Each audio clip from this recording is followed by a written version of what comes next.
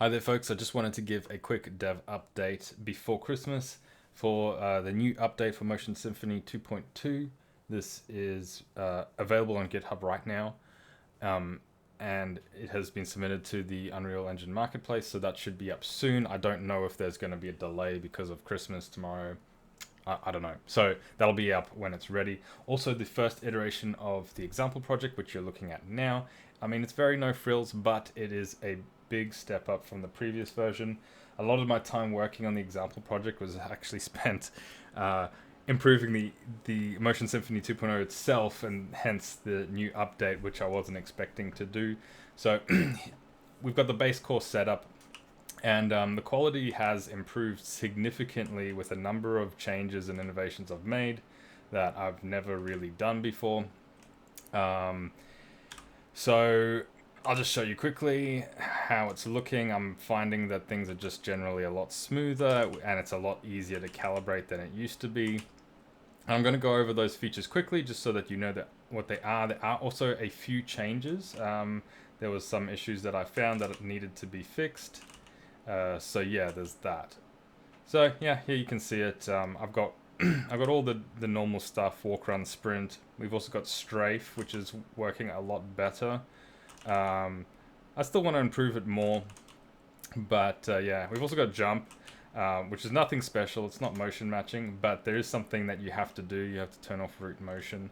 I'll go through briefly through the blueprints just to show you where everything is, and there's a lot of comments in there, so you can set that up however you like. So yeah, this is it. We've got all the cool acceleration, decelerations, and all sorts of cool dynamic animation. I should probably try this with a different animation set, as there's quite a few motion matching animation sets out there these days. I'm still just using my own. But then again, the reason why I'm doing it with this is I can share this with everyone freely without getting into trouble. But there is also a lot I want to add. There's a bit of information up here. I'm going to add more as I develop this, and there'll even be things that you can like stand on and it'll change the character into a different mode. For example, it's a root motion character right now. I am working on a non-root motion character, but I've excluded it from this so far because it's not ready. You'll kind of run onto the platform and it'll switch to that, and we'll get more things going. But we've got a few more things coming, and you can have a look at that here to see what will be coming. I can't quite jump up there. But it's going to include more stuff, not just the motion matching, just so that you can get an idea of a full animation setup. Like, for example, I've done the foot IK, which previously I wasn't worried about, and all that stuff. So, enough talking about that. You can play with this as you like. I will put a link to this example project in Discord. I probably won't update the documentation with the new example project until after Christmas, because I don't want to. If issues arise between Christmas and New Year, I'm not going to be able to resolve that. So it's on the Discord. All right. I will show you first the some of the debugging here. So I am looking for mosymph.mosymph. Let's go to anim debugging. Okay, there's nothing much new here, except you can see that the required tags are now printed in the debug. I've got run and neutral. So if I hit strafe, you can see it's run and strafe. And if I toggle walk, we've got strafe and walk going on there. Nothing too crazy there. Let's look at the pose. This is now going to be the new recommended pose for like a sort of a default setup that I do. So you can see it here. We've got the two bones for the feet. We've got, and they're doing bone velocity and bone location. We've got the neck or the top of the spine there, and that's just a single bone location, no velocity required there. And then you can see on the hips we've got this bone facing. And the main reason I added this bone in is just so that if you have any hip twisting, so for example with the strafing, the hips twist this way, and if you ever saw the old example project, you would know how it would flip between that and this side, right? Because there's mirrored animations, the hips actually stop that from happening. So I'll show that with the running. or they make it less likely to happen. And for me to actually flip that way, I have to force the trajectory to go that way. So it only happens if I want it to now. So that's why I did that. Now, there was actually an improvement to fix that feature wasn't quite working properly. And the reason why is because I found that anything that is a unit vector, it kind of had calibration issues. If you're aware, Unreal Engine, its units are in centimeters for some reason. So a unit vector would only be 1 centimeter, and the calibration normalization went, oh, this metric is really small, we need to boost it up. That's why trajectory facings had to have like really low weights of like 0.05. That's gone now. Now any facing vector, like this green facing, or let me turn on the trajectory, a.anim node.mosymph trajectory debug 2. So if I turn on the trajectory, these arrows, their facings are also in 1 meter vectors rather than unit vectors. It's just better for the normalization algorithm and the calibration. So now you can actually give those reasonable numbers in the config, not like 0.01 or 0.05. I'll show you that in a bit. You will want to change that if you have an existing project. So yeah, that's basically the new default setup. Only 3 trajectory points, so I'm getting pretty good results with only 3 trajectory points, which is quite nice. All right, let's have a look at one more thing, and then I'll go through some of the blueprints. So I'm going to look at the, let's look at the configs. So motion matching, the configs. I've got a config for pose matching, which is separate. It only has the two bone locations of the feet. That's all you need for pose matching. And then this is the motion matching one. And you'll see under advanced here, under default calibration, there's a new setting, resultant velocity weight. Now, there's a bit of a problem with motion matching, especially when you're trying to do it really generic and you just like have a massive array of floats and all you're doing is comparing them. And that is to do any other calculation besides a float calculation. It's kind of hard to do. So it took me a while to figure out how to do this with the new setup for MotionSymphony 2.0. But basically what it is that every pose we look at, we say, okay, well, if we were to jump from this pose to where we are now, what is the velocity? And then let's compare that velocity to our current velocity.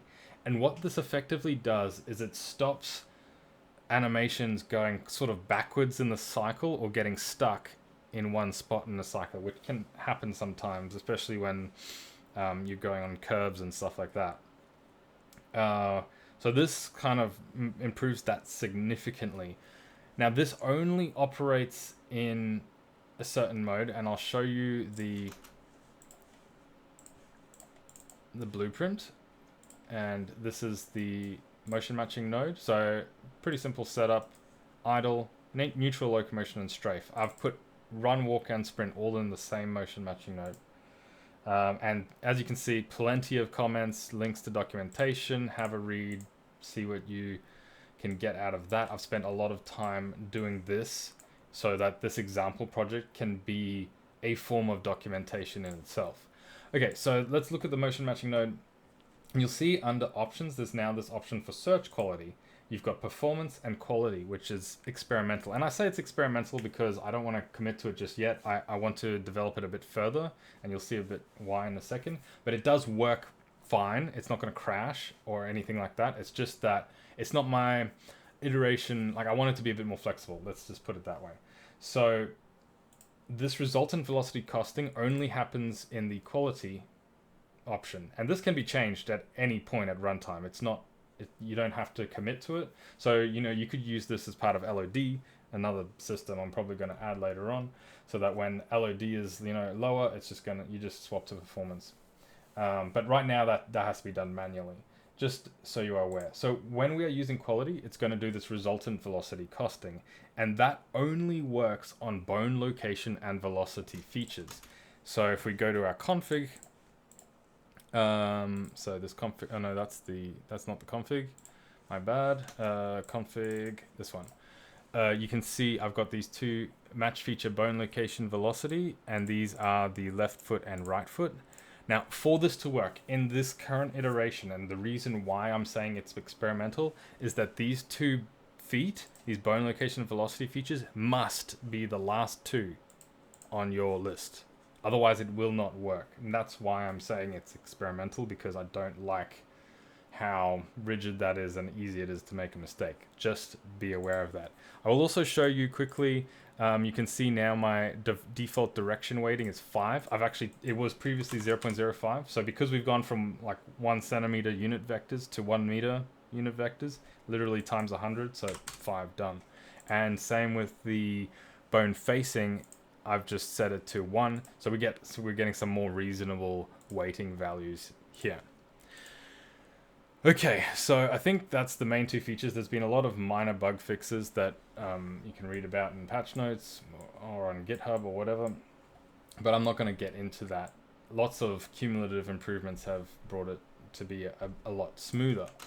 So let's have a look quickly at how this example project is set up. And this setup, while it only has the 1 character for now, is going to be the basis of this example project going forward, and how things are set up from here on. So let's have a look. We've got our basic player controller. Player controller is just a bunch of inputs, and these inputs are going to be called onto the character. So nothing special here. This is a character controller being used as any character controller would be. Just be aware that is here. Inputs are all on that, and it's using the enhanced input action system. So Unreal's new input system. You can see all of the actions here, etc. Okay, so that's that. We've got. I don't think I actually have anything in the game mode, except for just the basic settings. Don't worry about that. We have our character now. So the character is going to basically control everything. There's a whole bunch of functions: begin walk, begin run, begin sprint, begin strafe, begin neutral. So these are all the functions that are called from those user inputs. We've got a generic setup here, and I'll just go to the event graph. And each step is explained with quite a lot of detail. And again, we've got the documentation links here. So have a look at this. This is the main part where things matter. So we've got setting up require tags for neutral and run. So at the beginning, we've got seeing if there's movement input, applying the trajectory error warping if we need to, setting the strafe direction if strafing is on, etc. And this is the thing for the jumping, turning off root motion while it's jumping. Oh,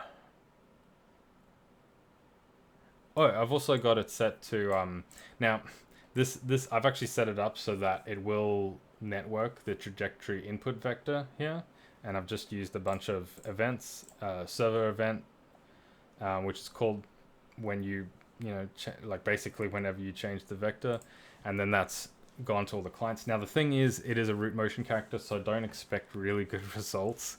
That's just not going to happen. When I get the non-root motion character going, this will make sense more. But this is how you would replicate that input vector if you wanted to know. So it's nothing special. It's really basic Unreal Engine stuff. Okay, so now let's go to the most important part, the animation blueprint. And the animation blueprint, it doesn't do much in the way of calculations anymore. It literally just, it checks what the character is doing, how it should be. That's how it should be in any project. So it just brought this up to a more reasonable standard. Let's go to the event graph, and again, we've got all the things set up. The transitions, now these are very important. It's going to be different from normal stuff. For example, when you transition from locomotion to idle, you want to wait for that stop animation to play. So there's a few more things you need to check. Just go through, have a read, have a look at the transitions. And of course, our most important, construct input feature array. And we've got all that here, documentation links as normal. There's also an example of using forced pose searches. So in this case, if you read this, you'll find that I am, every time the input, like if I take my hands off the input or if I go from input to no input or no input to input, it's going to force a pose search immediately. So things like starts and stops will be much more what's the word, responsive, because it'll force a pose search immediately instead of waiting until the next pose interval, or search interval rather. So that is all there. We've got this function set up for motion matching. So you can just, it really doesn't do a whole lot except for setting the input profile and caching some values. Then we go over to the animation graph. We've got our notionalization and motion snapshot node here. All the motion matching is in this locomotion state machine, where we've got an idle, and the idle is using a pose matching node. You might notice a bit of a funky transition between the motion matching and the idle. That's got nothing to do with it not working. It's just I don't have an idle pose. I'm just using a default idle pose from a different animation set, so it's slightly different. However, you will notice that it stops on the left and right foot, no problem. It doesn't like blend between, so left foot, right foot, no problem. So that's the pose matching node at work. That's all pretty basic stuff as well, to be honest. Where was I? Animation graph, locomotion. And then we've got our two states, neutral locomotion and strafe locomotion. This is just a conduit. I don't worry too much about it. It's just the way I like to set up this graph. And so as I said, in our motion data for neutral running, so which is like running in the direction that you're facing, it's all in one node, all in one thing, and I'm controlling it with motion tags. There's two types of tags: style tags, which is our neutral or strafing, and speed tags, walk, run, sprint. That's what I've got. And I've tagged up all the animations with those tags, and these are set at runtime using the functions on the character. And you can see, for example, begin walk. I set the speed tag to walk, which removes whatever was the previous tag and then sets that speed tag. And then here you can see that that's actually getting it from the character.locomotion tags right there. All good and dandy. What else? Got the override quality versus responsiveness ratio. So basically I found that when you're running, walking, sprinting, you might want a bit more responsiveness or less responsiveness depending on the locomotion speed. And so in our character, you can see when I say begin walk, we can actually change that override quality versus responsiveness ratio. Obviously 0.5 means no change, it stays equal. So in this case, I'm not actually changing it, but you can see that there, and that is taken from there. So say you're getting not very responsive animation in your walk, you would pump this up to like a 0.6. It's effectively the same thing as going to your config slider. So in your config, and like sliding that up further, right, more towards the responsiveness end. Except except you don't have to change your config. You can do slight tweaks at runtime to add that in. So yeah, back to this resultant velocity weight. This just basically controls that. 1 is probably fine, but I've set it to 1.5 in my case. I mean, that's really it. You can read all of this stuff and get an idea. I'll just go to the... Where is it? My animation graph, locomotion, and here's the strafe one. It's the same thing. Really, the only difference is some of the settings are tweaked a bit differently. I found that strafing needed... less of this current favor because it would get stuck in animations, and more responsiveness. It needed more like trajectory responsiveness. I even turned off pose tolerance test on strafing as well. It's got a specific calibration here because I'm actually using the same configuration for both strafing and neutral, but I want a slightly different calibration now. Now this is actually something that I do want to change in a new update to make this more simple, because if you go into the calibration, it's just a list of floats, so it's really difficult to read, except for of course this quality versus responsiveness ratio. You can add that there, but you can see here I've actually just made some weights 0 and modified some weights, and this is easy for me because I know where the trajectory starts and not, but obviously that's not very easy to read, so that's going to be changed sometime in the new year so that you guys can read that easily. There is nothing stopping you from using a different configuration though, so you could circumvent this. The reason why I do that though is because in the animation graph, in the motion snapshot node, we need to register our configs for motion matching so that we can match between different phases. Now, if we weren't already recording data from another state, so say I need, in a particular state, I need to record the left hand position, or velocity rather. If I wasn't already recording the position in the previous frame, I can't figure out the velocity in the frame that it jumps into that new phase. And therefore, we need to be recording these all the time. So I just want to have less. Sorry, that's my phone. Don't go checking your phones now. Less configs in here, so that it's just a performance thing. This problem will just go away once the calibration is more easy to read. For the meantime, you could just have a different config with different weights, but even the same sort of stuff. Let's have a look. I mean, I did some work on the control rig. So this was the default control rig for the UE5 mannequin. All it did was like push the feet up and down, but it didn't change the feet angle. So I've actually completely modified it to do the feet angle as well, because it's not very good to just move the feet up and down and not. So you'll have a look here. Yeah, so the feet are actually in line rather than just moved up and down but still flat. That's not really got anything to do with MotionSymphony, but going forward, I want to have a more complete package. As I said, that even if it's not motion matching, like it works with motion matching and all that stuff. It's even got a heel height option for you. There you go. Have fun with that. Yeah, that's pretty much it. You got the jumping states in here. I haven't changed this at all from the mannequin example project because jumping doesn't make sense to do with motion matching. You should just do it as different states, just like this. Okay. Actually, one thing you might do though is you might make these. I haven't done it myself, but you might make these pose matching nodes and then enable mirroring so you can jump from either foot. Up to you how you really want to do that. But I might add that later in, but for now, that's what it is. So, I mean, I've just been rambling. This has just been a casual update. I want to add a lot more to this. I'm finally happy with its base. I'm finally happy with MotionSymphony 2's quality. So now I can focus more on giving more examples, AI examples, non-root motion character examples, adding in turn in place, all that stuff.